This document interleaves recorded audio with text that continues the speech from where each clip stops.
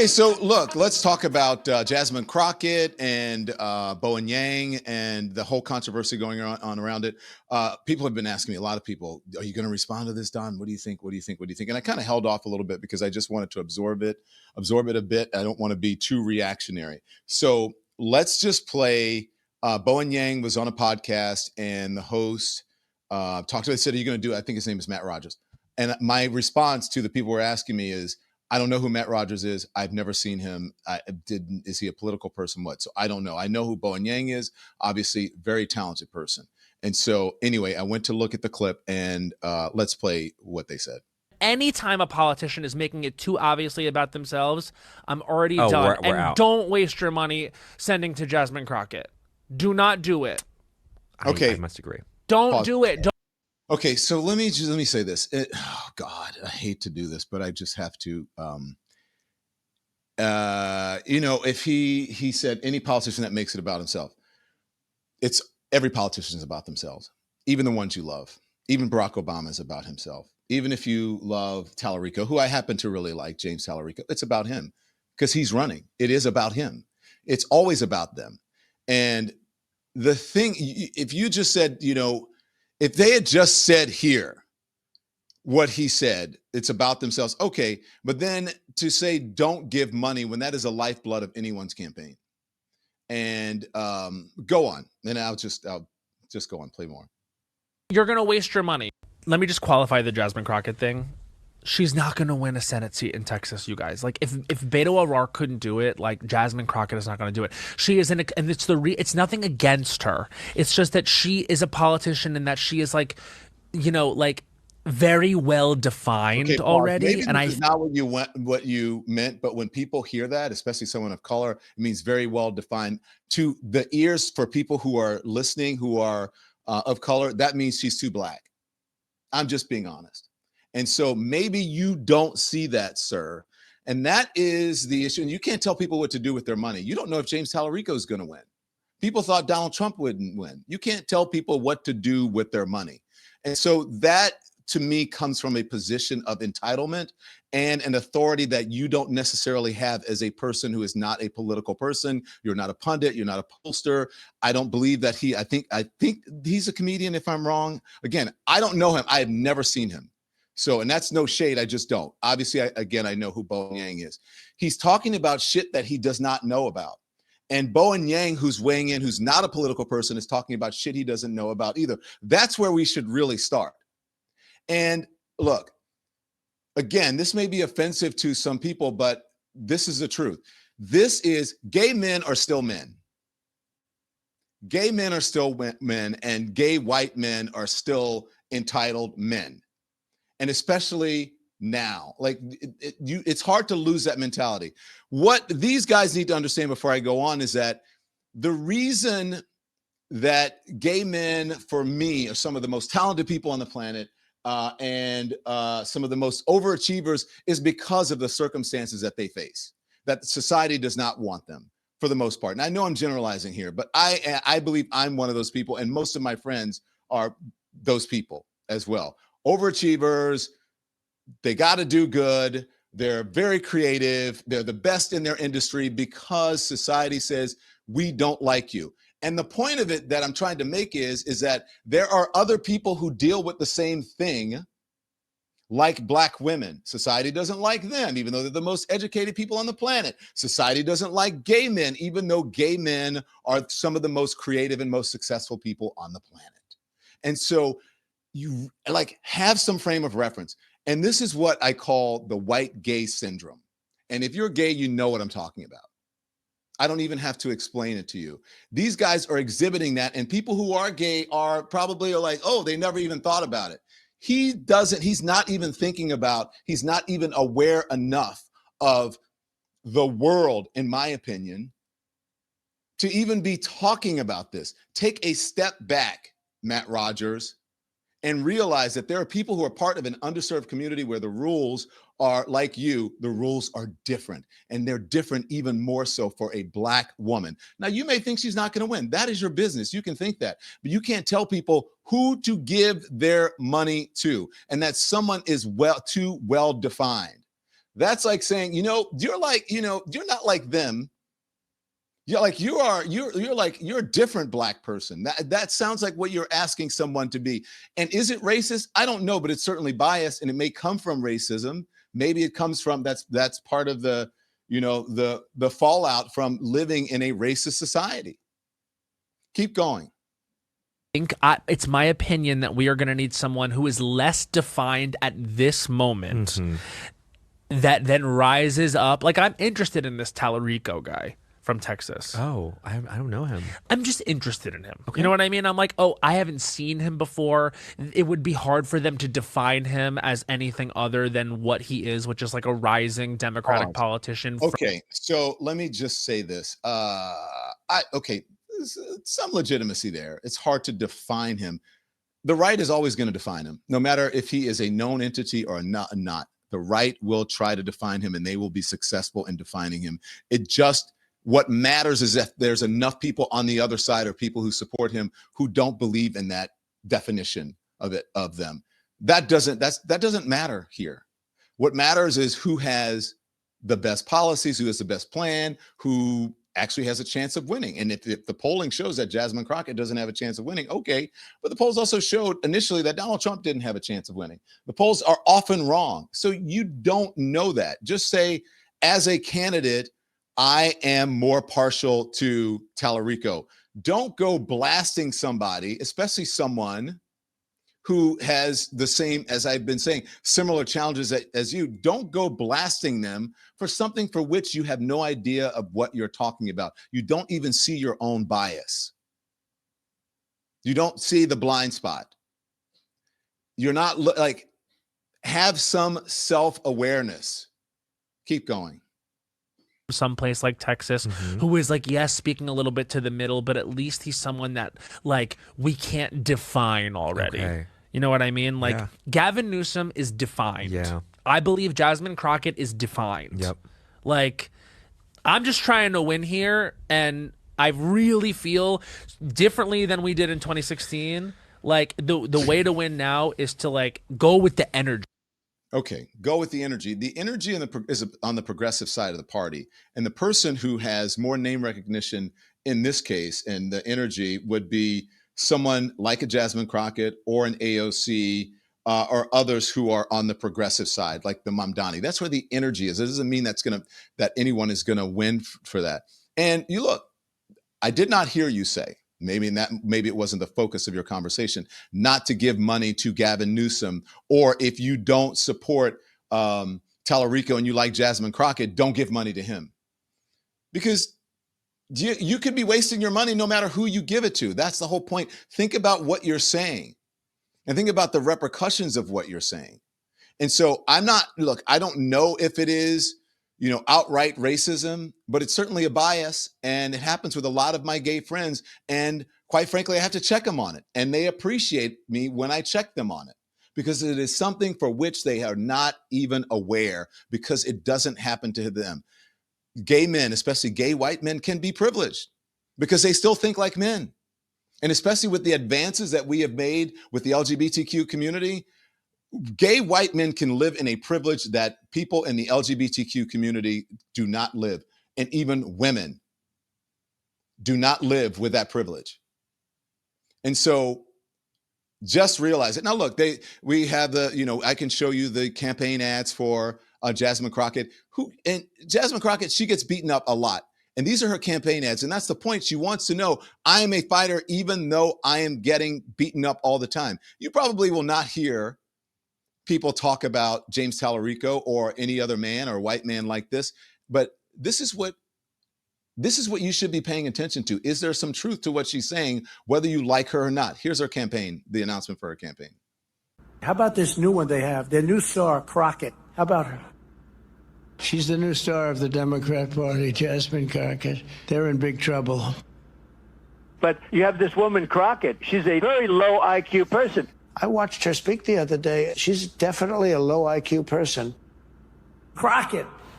Oh, man. Oh, man. She's a very low IQ person.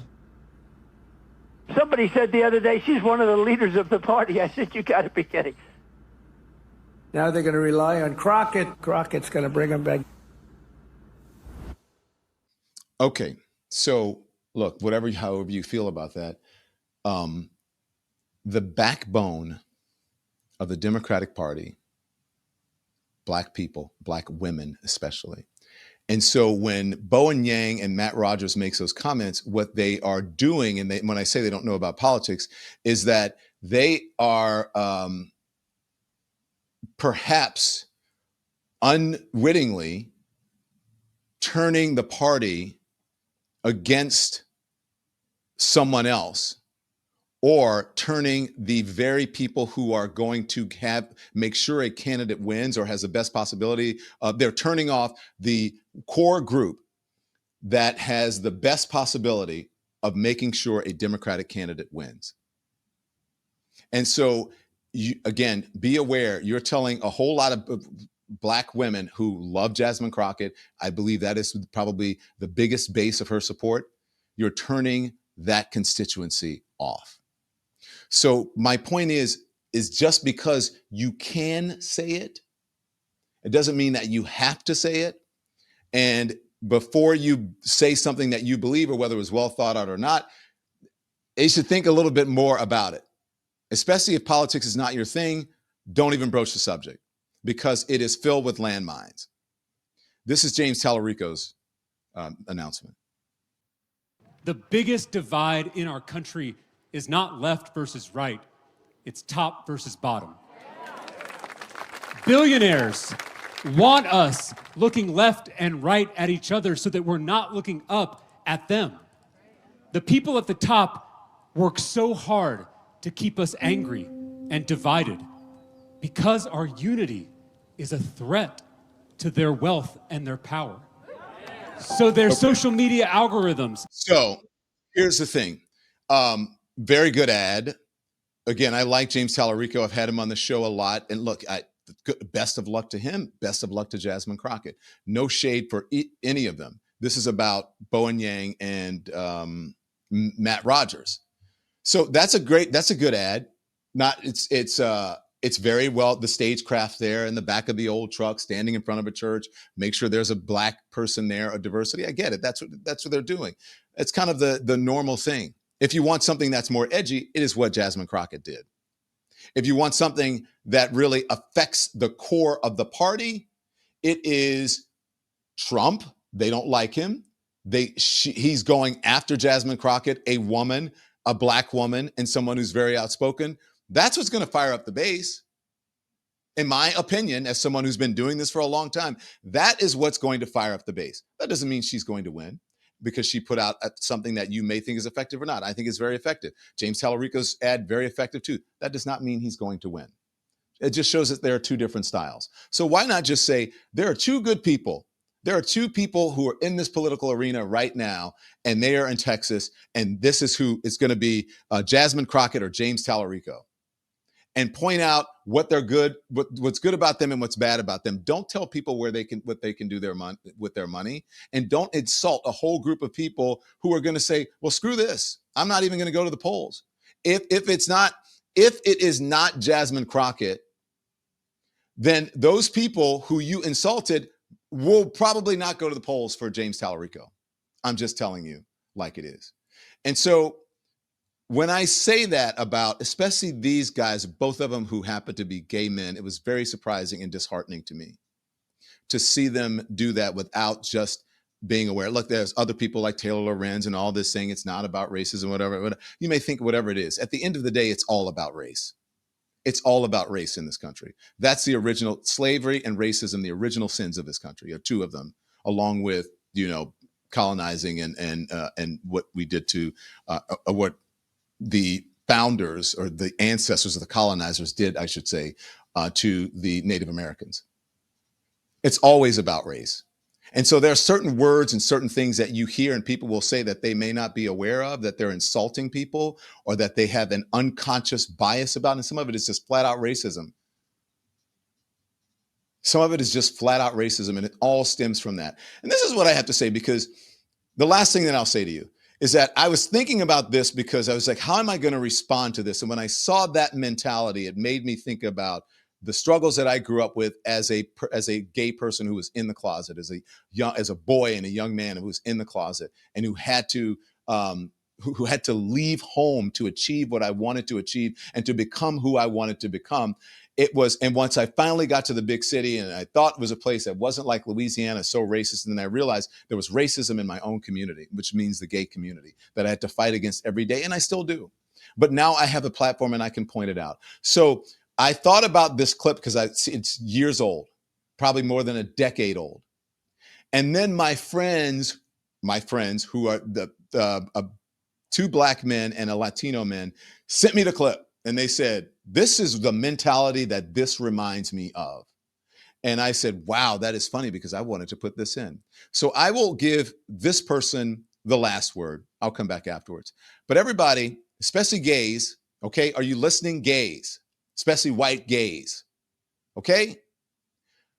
Here is George Michael. The thing that I find disheartening about modern gay culture is it's been totally overtaken by, again, like everything else, by consumerism. If you're gay, you're supposed to like shitty records that are only meant for 13-year-old girls. You're supposed to wear a white T-shirt, work out 5 times a week. If you want even a vague chance, you know, in the gay community, and all this stuff, we're supposed to wear certain clothes, use lots and lots of grooming products, and gay people are some of the most interesting people on the planet because they are born into an environment which is going to be difficult for them, i.e. the world is full of human beings trying to procreate, and that's not what we're here for, you know. The honest truth is you learn to question everything once you start to question people's opinion of your own sexuality. If you're brave enough to tell people, to mentally want people to get lost if they're homophobic, right? If you are strong enough to realise that what you are is not wrong, and yet a large percentage of the world is telling you it is, then you begin to question everything. Because a major part of your being you have to fight for, right?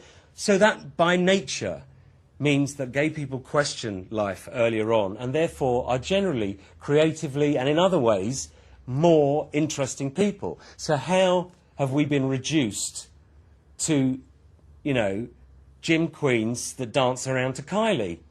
I don't see, there's nothing wrong with being a queen. There's nothing wrong with going to the gym. There's nothing wrong with listening to Kylie. But the fact that you're expected to do all these things, where's the time to be interesting? You know? It's just, I hate that. I think it's absolutely a moronic culture, and I think it's unworthy of gay people in general. So what does that have to do with it, what this is? What he is saying is, don't be like people who just do what everybody else is doing. Don't do what everybody else is doing. If you are going to criticize Donald Trump for talking shit about black women, then don't talk shit about black women. It doesn't mean that you can't have a constructive criticism about Jasmine Crockett and her running, but make sure it's interesting and make sure it comes from a place where you have examined everything, because the very same people who are going to agree with you on Jasmine Crockett are the very same people who don't want you pretty much to be married, who think that you are a bunch of, you know, F words and that you're a sin and all of that. Those very same challenges that you have, Jasmine Crockett has too. And if you think that doesn't play into people's perception and perhaps your perception about her, then you are flat out wrong.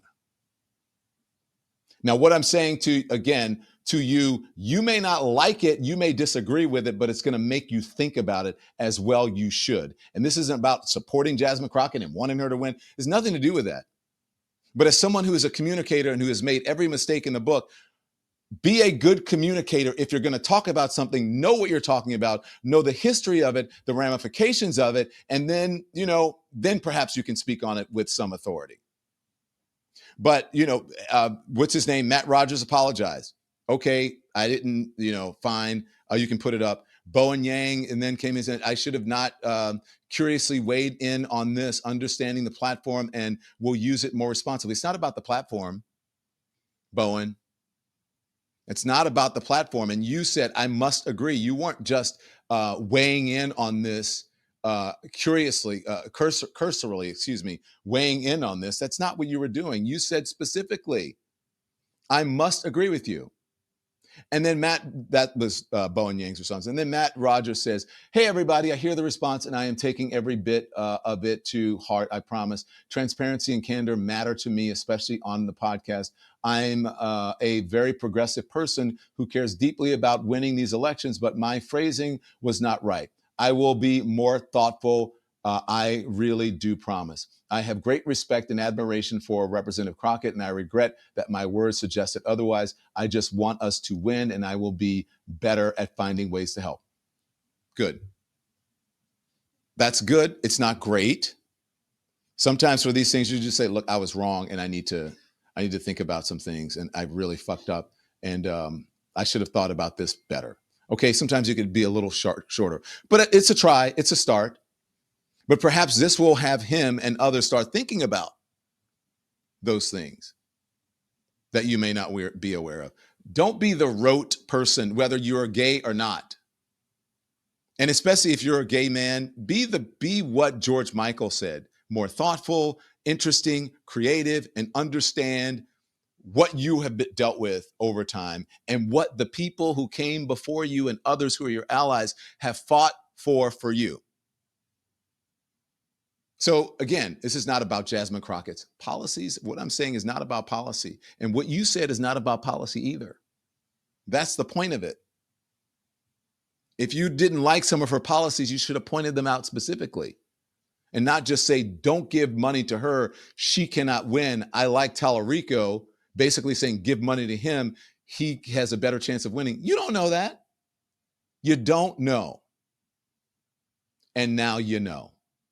Thanks so much for watching, everybody. Your support means the world to us. Don't forget to hit that like button and subscribe so you never miss a show. We're live every weekday at 10 a.m. and 5 p.m. Eastern Time with new clips dropping at 2 p. and 8 p. And if you want even more Don Lemon Show content, join the Lemon community. Members get exclusive posts, behind-the-scenes videos, and live chats just for you.